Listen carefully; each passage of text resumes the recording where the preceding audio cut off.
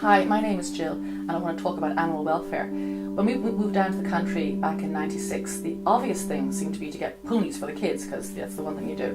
And I wanted to really impress my children, so I started volunteering for the Irish Horse Welfare Trust. It's the only equine charity in Ireland, and the founder, Sharon Parr, is an amazing woman. We became very good friends as a result. So I've spent the last 10 years working pro bono for them, doing the PR. And the IWT is an amazing organisation. It does three things basically. It lobbies the government because horses sadly fall between domestic animals and agriculture. So there's a need to look after them and to make sure that their people who own horses also look after them. So it's a very important role. Secondly, they do education, because a lot of horse ownership in this country is by people who maybe live in areas where they're disadvantaged.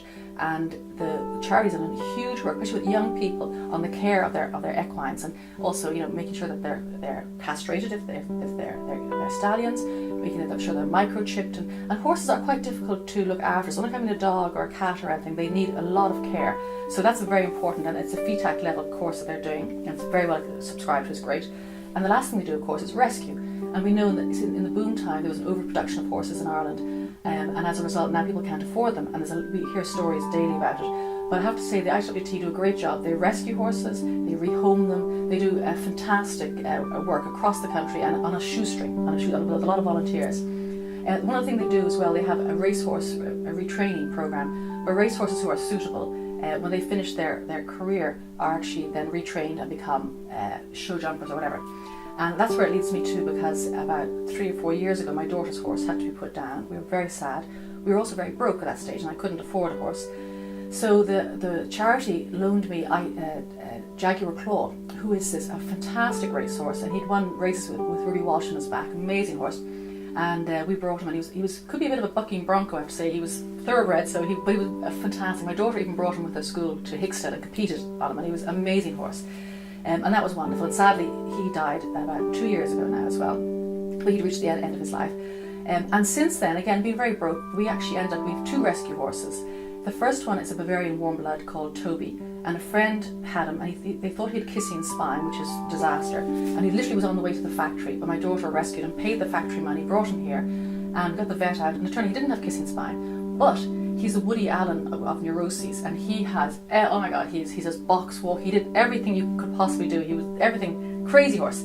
But my daughter works with horses, and she's also doing some training called T-Touch, which is like equine reflexology. And over the past year and a half, I think we've had him now, he's a different animal. He's much more calm, he's gentle, and she has ways of bringing him down, making him happy, and that's super. The other horse we have, Dino, he was actually a thoroughbred who's a racehorse. A lot of money behind, I think about 60 grand went into him, I think, but he wasn't fast enough. And despite all the money that went into him, he was no good to anybody, and he was on the way to the factory when we rescued him.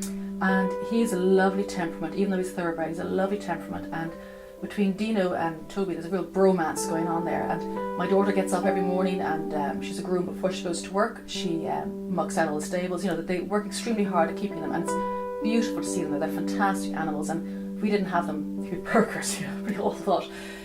We have a dog, Bart. He's a rescue dog. He's a beautiful Labrador Beagle cross, and he has a patch on one eye and a patch on his bum. We didn't call him Patch, we called him Bart.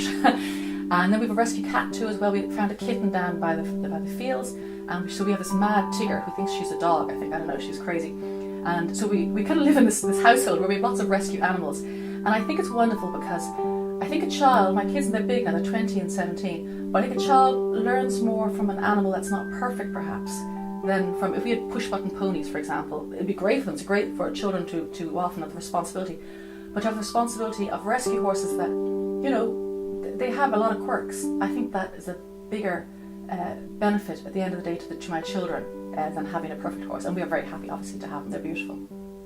Thank you very much.